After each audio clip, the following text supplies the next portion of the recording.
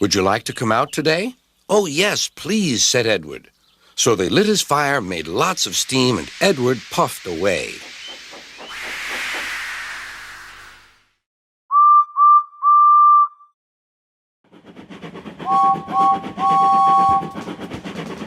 James was a new engine who was enjoying his life on the island of Silver, but he still had a lot to learn. "You're a special mixed traffic engine," the Fat Controller told him. "You'll be able to pull coaches or trucks quite easily." But trucks are not easy things to manage, and on his first day they had pushed him down a hill and into a field.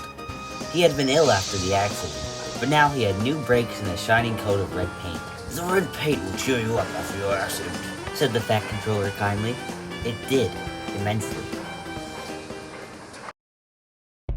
James the Red Engine. He may be arrogant, cocky, stupid, and full of himself, but he's funny, so who cares?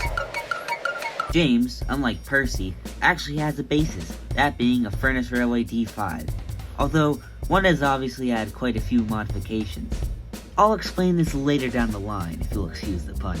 Let's just get into the build process. James was made out of a standard 2003 James, my childhood one in fact. I started by taking off the face, smoke box, and chassis. I also disassembled a spare take-and-play diesel I had, as I intended on giving James his proper mogul wheel arrangement. The other 4 wheels would be used for a certain green engine. I then took the wheels off of James's chassis so that I could begin to modify it. The plan was to cut off the front bit of it, where the magnet is, and then use milliput to push it further out. I would attach the front wheels in the milliput section.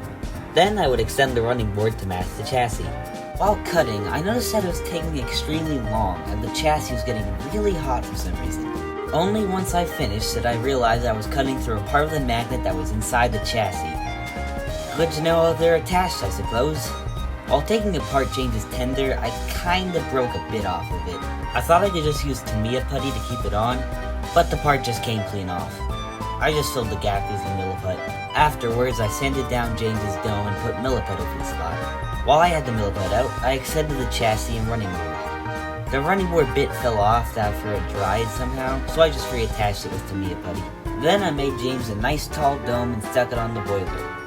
Now, it wouldn't be James without a shiny red coat of paint, so I sprayed him with red and then started on the details. James is the first customer of mine who has a separately painted running board. I thought gray was a nice mix between the Model Series white and RWS black, so that's what all my NWR customers will have now. The reason Percy's doesn't have a painted running board is because how the heck am I supposed to get a paintbrush in there and not mess something up? Unlike how he's commonly portrayed, I gave James blue boiler bands, which makes his livery look more like an inverse of the standard NWR blue. Before you say it, no, I didn't copy Tug. I had this idea a while before his James video came out. I kept the roof red, like how it is in certain Railway Series illustrations. I just thought it looked better. James was now done. It is tender though, not in the slightest. Every single time I painted this thing, it always didn't dry correctly. Not to mention the dent I made when trying to cover up a 5 I drew on with masking tape. In the end, I decided to just say screw it and restart on a spare tender I had. Finally, I got the paint right. For the numbers, I tried something new by cutting them out on paper, coloring them, and then gluing them on.